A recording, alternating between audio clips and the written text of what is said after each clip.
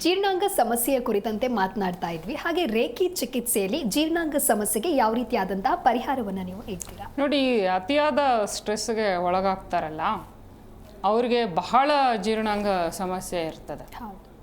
ಏನು ಮಾಡಿದ್ರೂ ಅದು ಪರಿಹಾರ ಆಗಲ್ಲ. ಡಯಟ್ ಫಾಲೋ ಮಾಡಿದ್ರೂ ಆಗಲ್ಲ, ಮಾತ್ರೆಗಳು ತೊಗೊಂಡ್ರೂ ಆಗೋದಿಲ್ಲ. ಅದಕ್ಕೆ ಬೆಸ್ಟು ಅಂದರೆ ರೇಖಿ ನಾವು ಹಣೆಗೆ ಕೊಡ್ತಾ ಹೋಗ್ತೀವಿ ಬಹಳ ಸ್ಟ್ರೆಸ್ಗೆ ಒಳಗಾದವ್ರಿಗೆ. ಸೊ ತಲೆ ಶಾಂತ ಆಗ್ತಾ ಹೋಗಬೇಕು ಅವ್ರಿಗೆ. ತಲೆ ಶಾಂತ ಆಗ್ತಾ ಹೋಗ್ತಾ ಇದ್ದ ಹಾಗೆ ಬ್ರೈನು ಕಾಮ್ ಆಗ್ತಾ ಹೋಗುತ್ತಲ್ಲ, ಆವಾಗ ಎಲ್ಲ ಡಿಸಾರ್ಡರ್ಸು ಒಂದು ಕಡೆಯಿಂದ ಸೆಟ್ರೇಟ್ ಆಗ್ತಾ ಬರ್ತದೆ. ಸೊ ಇದ್ರ ಜೊತೆಗೆ ಕೆಲವ್ರಿಗೆ ಅತಿಯಾದ ಸ್ಟ್ರೆಸ್ಸು ಯಾಕೆ ಒಳಗಾಗುತ್ತೆ ಅಂದರೆ ಕಾನ್ಫಿಡೆನ್ಸ್ ಇರಲ್ಲ ಅವ್ರ ಮೇಲೆ. ಯಾವುದೇ ಒಂದು ಕೆಲಸ ಮಾಡೋದಕ್ಕೆ ಅವ್ರಿಗೆ ಕಾನ್ಫಿಡೆನ್ಸ್ ಇರಲ್ಲ, ಮುಂದೆ ನುಗ್ಗಿ ಒಂದು ಕೆಲಸ ನಿಭಾಯಿಸೋವಂಥ ಕೆಪಾಸಿಟಿ ಇರಲ್ಲ. ಅದರಿಂದ ಸ್ಟ್ರೆಸ್ಗೆ ಒಳಗಾಗ್ತಾರೆ. ಸೊ ಅಂಥವ್ರಿಗೆ ನಾವು ಈ ಮಣಿಪುರ ಚಕ್ರವನ್ನು ಹೀಲ್ ಮಾಡ್ತಾ ಹೋಗ್ತೀವಿ. ಸೊ ಮಣಿಪುರ ಚಕ್ರ ಸ್ಟ್ರೆಂಥನ್ ಆಗ್ತಾ ಇದ್ದ ಹಾಗೆ ಅವ್ರಿಗೆ ಸೆಲ್ಫ್ ಕಾನ್ಫಿಡೆನ್ಸ್ ಬರುತ್ತೆ, ಅವ್ರ ಮೇಲೆ ಅವ್ರಿಗೆ ಬಹಳ ನಂಬಿಕೆ ಅನ್ನೋದು ಬರ್ತದೆ. ಆವಾಗ ಸ್ಟ್ರೆಸ್ಸಿಂದ ಆಚೆ ಬರಲಿಕ್ಕೆ ಅವ್ರಿಗೆ ಹೆಲ್ಪ್ ಆಗುತ್ತೆ.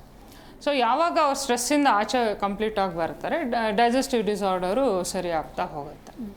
ಇನ್ನು ಕೆಲವ್ರಿಗೆ ಎಮೋಷ್ನಲ್ ಸ್ಟ್ರೆಸ್ಸು, ಎಸ್ಪೆಷಲಿ ಈ ಮನೆ ಹೆಂಗಸರು ಗಂಡ ಮಕ್ಕಳು ಅಂತ ಹೇಳಿ ಬರೀ ಅವ್ರ ಕೆಲಸ ಮಾಡೋದ್ರಲ್ಲೇ ಇವರು ಊಟನ ಸ್ಕಿಪ್ ಮಾಡ್ತಾ ಹೋಗ್ಬಿಡ್ತಾರೆ. ಅದೇನಾಗುತ್ತೆ, over a period digestive system weak ಆಗ್ತಾ ಹೋಗ್ಬಿಡೋದು. ಕೆಲವ್ರಿಗೆ ಎಷ್ಟು ವೀಕ್ ಆಗುತ್ತೆ ಅಂತ ಅಂದರೆ ಗಂಜಿ ಕುಡಿದ್ರೂ ಬಾಡಿ ಅಕ್ಸೆಪ್ಟ್ ಆಗೋದಿಲ್ಲ. ಆ ಲೆವೆಲ್ವರೆಗೂ ನಾವು ಹೋಗಬಾರ್ದು. ಟೈಮ್ ಸರಿಯಾಗಿ, ಹೆಂಗಸ್ರು ಅವರು ಒಂದು ಇದಲ್ವಾ, ಜೀವಿ ಅಲ್ವಾ, ಟೈಮ್ ಕರೆಕ್ಟಾಗಿ ತಿನ್ನಬೇಕು. ಗಂಡ ಮಕ್ಕಳಿಗೆ ಎಷ್ಟು ಅವ್ರು ಇಂಪಾರ್ಟೆನ್ಸ್ ಕೊಡ್ತಾರೆ, ತಮಗೂ ಅವರು ಇಂಪಾರ್ಟೆನ್ಸ್ ಕೊಡಬೇಕು. ಅವ್ರ ಅಸ್ತಿತ್ವ ಇದ್ದರೆ ತಾನೇ ಬೇರೆಯವ್ರನ್ನ ನೋಡ್ಕೊಳ್ಳಿಕ್ಕಾಗೋದು. ಸೊ ಆ ಥರ ಬಹಳ ಡೈಜೆಸ್ಟಿವ್ ಸಿಸ್ಟಮ್ ವೀಕ್ ಆಗಿ ಬಂದಿರ್ತಾರಲ್ಲ ಅವ್ರಿಗೆ ಸೋಲಾರ್ ಪ್ಲೆಕ್ಸಸ್ಸು ಹೀಲ್ ಮಾಡ್ತಾ ಹೋಗ್ತೀವಿ. ಅಲ್ಲಿ ಎಕ್ಸಸ್ ಹೀಟು ಅಕ್ಯುಮುಲೇಟ್ ಆಗಿರುತ್ತೆ, ಎಷ್ಟೋ ಕಾಲ ಅವರು ಪ್ರಾಪರಾಗಿ ತಿಂದಿರಲ್ಲ. ಹಾಗಾಗಿ ಎಕ್ಸಸ್ ಹೀಟ್ ಅನ್ನೋದು ಅಕ್ಯುಮುಲೇಟ್ ಆಗಿಬಿಟ್ಟಿರುತ್ತೆ. ಇದರಿಂದ ಇನ್ಫ್ಲಮೇಷನ್ಸ್, ಮಸಲ್ ಇನ್ಫ್ಲಮೇಷನ್ಸ್ ಎಲ್ಲ ಆಗ್ತಾ ಇರುತ್ತೆ ಅವ್ರಿಗೆ. ಮೈಯೆಲ್ಲ ಉರಿ ಬರೋದು, ಈ ಥರ ಎಲ್ಲ ತೊಂದರೆಗಳಾಗ್ತಾ ಇರುತ್ತೆ. ಸೊ ಆ ಚಕ್ರದಲ್ಲಿ ಏನು ಎಕ್ಸಸ್ ಹೀಟ್ ಅಕ್ಯುಮುಲೇಟ್ ಆಗಿರುತ್ತೆ ಅದನ್ನ ರಿಮೂವ್ ಮಾಡ್ತಾ ಹೋಗ್ತೀವಿ ನಾವು, ಸೈಕಿಕ್ ಸರ್ಜರಿ ಅಂತ ಹೇಳಿ. ಅದರಲ್ಲಿ ರಿಮೂವ್ ಮಾಡಿಬಿಟ್ಟು ರೇಖಿಯಲ್ಲಿ ಇಂಟೆನ್ಷನ್ ಹಾಕ್ತೀವಿ. ಇಲ್ಲಿ ಎಕ್ಸಸ್ ಹೀಟ್ ಏನು ಅಕ್ಯುಮುಲೇಟ್ ಆಗಿದೆ ಅದೆಲ್ಲ ಡಿಸಿಪೇಟ್ ಹೋಗಲಿ ಅಂಥೇಳಿ ಸಂಕಲ್ಪ ಮಾಡಿಕೊಂಡು ರೇಖಿ ಪಾಸ್ ಮಾಡ್ತೀವಿ. ಆವಾಗ ಅವ್ರಿಗೆ ಎಕ್ಸಸ್ ಹೀಟು ಡಿಸಿಪೇಟ್ ಆಗ್ತಾ ಹೋಗುತ್ತೆ. ಎಕ್ಸಸ್ ಹೀಟ್ ಸ್ಟೋರ್ ಆಗೋದ್ರಿಂದನೂ ನಮಗೆ ಹಸಿವಾಗೋದಿಲ್ಲ. ತುಂಬ ಜನಕ್ಕೆ ಇದು ಗೊತ್ತೇ ಇಲ್ಲ. ಸೊ ಎಕ್ಸಸ್ ಹೀಟು ಇದ್ದಾಗ ಆದಷ್ಟು ನಾವು ತಂಪು ಮಾಡ್ಕೊಳ್ಬೇಕು. ಸೊ ಅದಕ್ಕೆ ರೇಖಿ ದಿ ಬೆಸ್ಟ್. ಇದಲ್ದೇ ಆಮೇಲೆ ಕೆಲವ್ರಿಗೆ ಲಿವರು ಸರಿಯಾಗಿ ಕೆಲಸ ಮಾಡೋದಿಲ್ಲ ಹಲವಾರು ರೀಸನ್ಗಳಿಗೆ. ಸೊ ಆ ಥರ ನಾವು ಅವರು ಪೇಷಂಟ್ ಬಂದಾಗ ಫಸ್ಟು ನಾವು ಚೆಕ್ ಮಾಡೋದು ಅದು ಲಿವರ್ ಯಾವ ಥರ ಎನರ್ಜಿ ಇದೆ ಲಿವರ್ನಲ್ಲಿ ಅಂತ ಹೇಳಿ.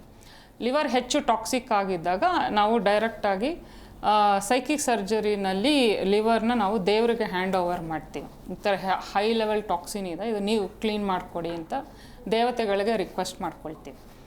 ಅವರು ಅದನ್ನ ಕ್ಲೀನ್ ಮಾಡಿಬಿಟ್ಟು ರಿಟರ್ನ್ ಕೊಡ್ತಾರೆ ನಮ್ಗೆ. ನಾವು ಅದನ್ನ ಪ್ಲೇಸ್ ಮಾಡ್ತಾ ಬರ್ತೀವಿ. ಈ ಥರ ಎವ್ರಿ 3 days ಒನ್ಸು ಮಾಡ್ತಾ ಹೋದಾಗ ಅವ್ರಿಗೆ ಲಿವರ್ ಪ್ರಾಬ್ಲಮ್ ಯಾವುದೇ ಥರ ಇರ್ಬೋದು, ಲಿವರ್ ಸ್ಲೆರೋಸಿಸ್ಸು ಇರ್ಬೋದು, ಹೀಲ್ ಆಗ್ತಾ ಬರ್ತದೆ.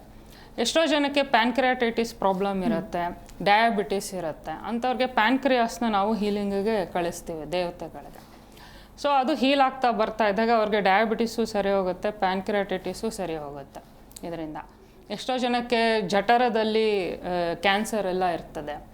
ಈ ಥರದ್ದು ಎಲ್ಲನೂ ರೇಖಿ ಮತ್ತು ಸೈಕಿಕ್ ಸರ್ಜರಿನಲ್ಲಿ ಹೀಲ್ ಮಾಡ್ಬೋದು. ತುಂಬ ಅಡ್ವಾನ್ಸ್ ಆಗಿಬಿಟ್ರೆ ನಾವೂ ಏನೂ ಮಾಡೋಕ್ಕಾಗಲ್ಲ. ಇನ್ ಟೈಮ್ ಬಂದಾಗ ನಾವೂ ಔಷಧಿ ಜೊತೆಗೆ ನಮ್ಮ ಥೆರಪಿ ಅಡಾಪ್ಟ್ ಮಾಡ್ಕೊಂಡಾಗ ಬೇಗ ಹೀಲ್ ಆಗ್ತಾರೆ.